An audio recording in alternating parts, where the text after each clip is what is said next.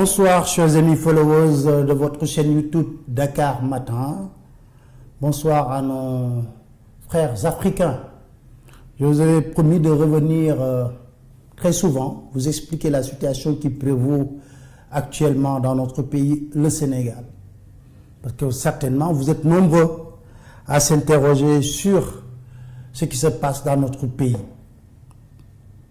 Concrètement, désormais, on peut avoir comme titre, pour expliquer ce qui se passe dans notre pays, « Silence, on tue au Sénégal ».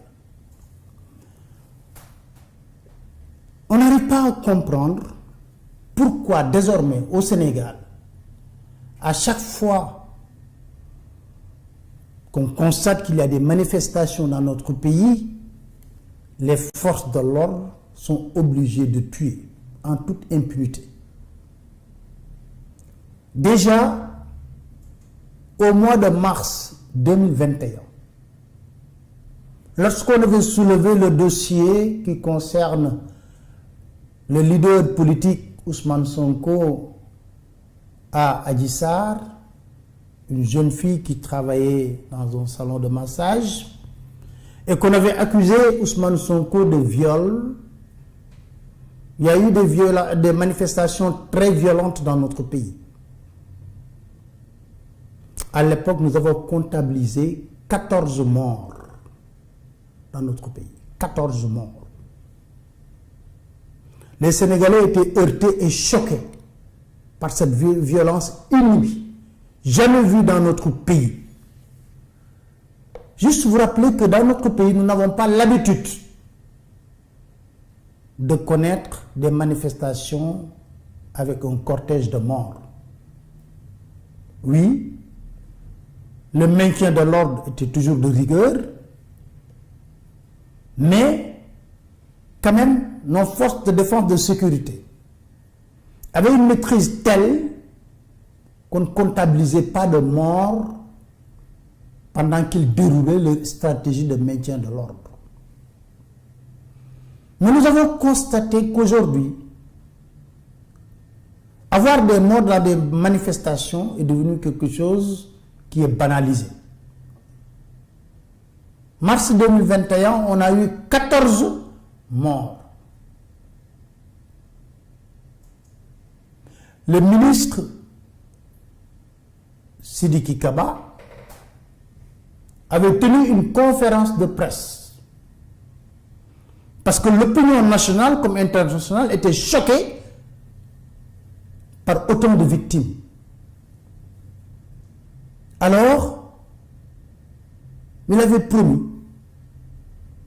la mise en place d'une commission d'enquête. Et dans la dite commission, nous avons y retrouvé des membres de la société civile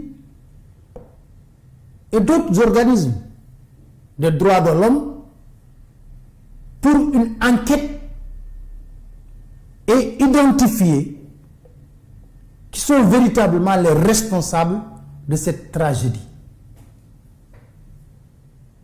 Un cas, je vais vous citer un cas. Un jeune du nom de Cheikh Wade, ici au Parcelles Assainies, dans un quartier qu'on appelle les Parcelles Assainies, avec le drapeau du Sénégal entre ses mains. Il n'avait pas de pierre, il n'était pas armé. Un policier l'a visé à bout portant pour lui mettre une balle dans la tête. Il est mort sur le champ. Seydi Gassama, qui est le représentant d'Amnesty International, je l'avais invité ici. Il avait expliqué.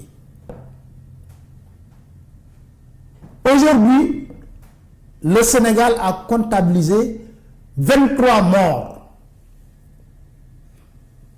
14 au mois de mars 2021, 4 au mois de juillet lors de la crise préélectorale des élections législatives, ça fait 18.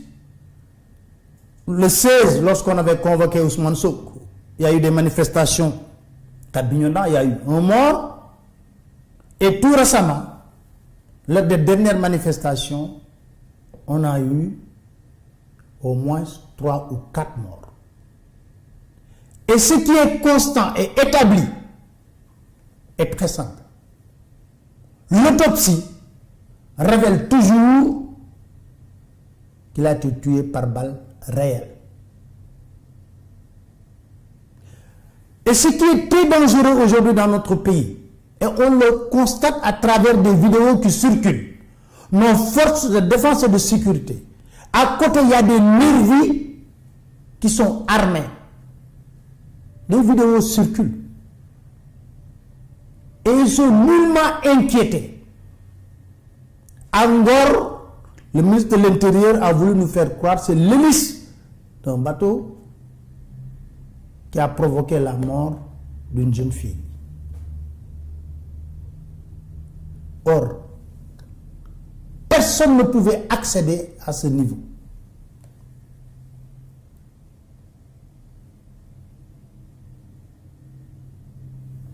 Alors, il ne nous reste plus qu'à lancer un appel à la communauté internationale. Et pourquoi? Parce que jamais la justice sénégalaise ne s'est intéressée à cette tragédie que nous connaissons tous, des jeunes Sénégalais qui ont entre 17, 18 ans, au maximum 30 ans, qui sont froidement tués dans des manifestations. Il n'y a aucune suite. Le procureur ne fait même pas une conférence de presse pour nous faire croire, je ne dis même pas pour diligenter une enquête, mais pour nous faire croire qu'il va diligenter une enquête. Seuls les organismes de droits de l'homme, la Ligue sénégalaise des droits de l'homme, Amnesty International, RADDHO et d'autres, tiennent des points de presse, vont au chevet de ces familles victimes, ces familles éplorées, pour apporter leur soutien. Et nous savons pertinemment que nous allons vers des lendemains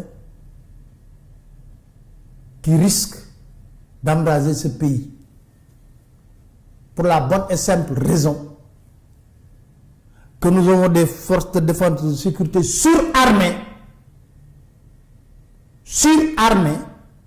pour uniquement la répression du peuple qui n'est pas d'accord à un tripatouillage de la Constitution pour briguer un troisième mandat. Le président Macky Sall a fait ses 2 mandats. La Constitution sénégalaise est très claire. Nul ne peut faire plus de 2 mandats consécutifs. Il a été élu en 2012, il a fait son premier mandat. En 2019, il a été réélu, c'est son 2e mandat. Lui-même, il a battu campagne lors du référendum sur cet argument. Parce que nous avons connu, avec Wade, 11 morts à cause tout simplement de cette question de mandat. Et il nous a fait croire en 2016, en mettant 6 milliards dans un référendum, que désormais le problème du mandat est résolu. Sur le plan éthique, lui-même, il a clairement dit en 2019 que j'ai fait mon premier mandat. Si les Sénégalais me font confiance et me réélisent, j'aurai fait mon 2 mandats, je vais partir. Allez lire son livre, Le Sénégal au cœur, page 165. Il écrit en 2019, je sollicite mon 2e et dernier mandat. Aujourd'hui, ces troupes veulent nous faire croire qu'il est à la recherche de son 2e quinquennat. Les jeunes Sénégalais sont déterminés pour qu'on respecte les acquis démocratiques de notre pays. On ne parle plus d'acquis démocratiques, on parle de restaurer la démocratie dans notre pays. Parce qu'on a l'impression ou le sentiment qu'il y a une impunité totale On ne peut pas avoir 22 morts dans un pays sans aucune enquête officielle, sans aucune commission d'enquête officielle. Et à chaque fois, le ministre de l'Intérieur essaie de nous faire croire que ces derniers ont été tués par arme blanche, je ne sais pas, mais l'autopsie révèle le contraire.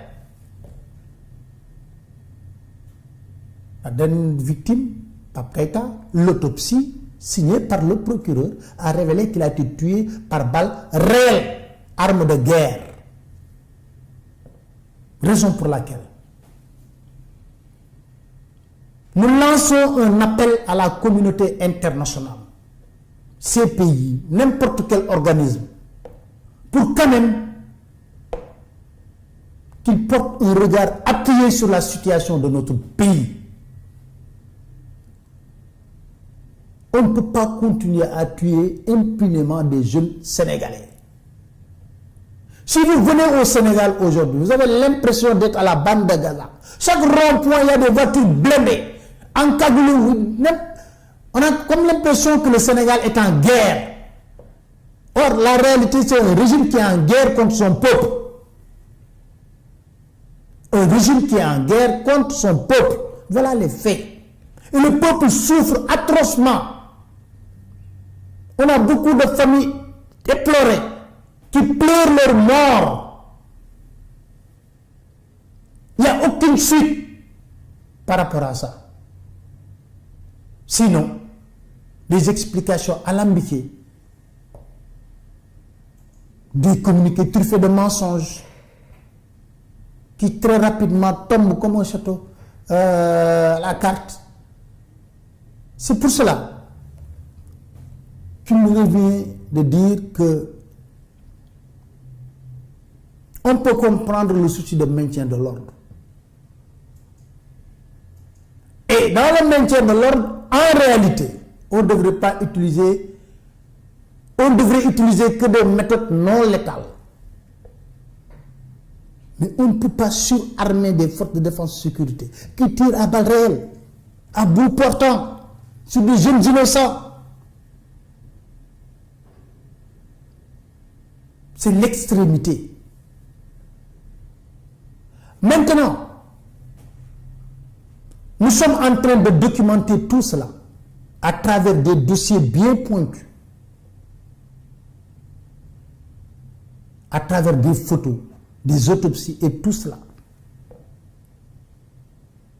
Et nous allons faire un travail de ciblage sur la chaîne de responsabilité pour que, quand même, que chacun prenne ses responsabilités. Nous allons cibler des personnes qui ont donné des ordres et éventuellement essayer même de les poursuivre sur l'international avec des dossiers bien fouillés, bien documentés, preuves à l'appui, pour qu'on arrête de tuer ces jeunes Sénégalais, ces jeunes innocents Sénégalais qui ne revendiquent qu'une seule chose: le respect de la démocratie dans notre pays.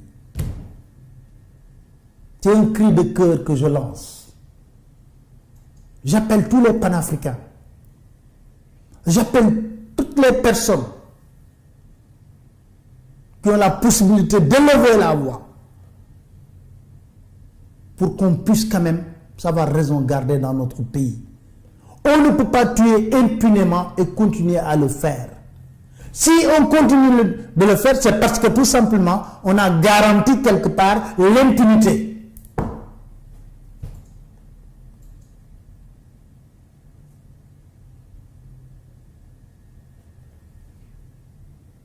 Voilà ce que je voulais vous dire, chers amis africains, chers partenaires du Sénégal, à la communauté internationale également. C'est un cri de cœur que je lance. On est meurtri. Ce qui se passe est abominable à la limite. Je vous donne rendez-vous très prochainement également pour vous parler d'autres choses par rapport à la situation de ce pays et cette tension vive que les Sénégalais supportent de manière stoïque, mais qui est très lourde de danger. pour l'avenir de ce pays. Merci et à très bientôt.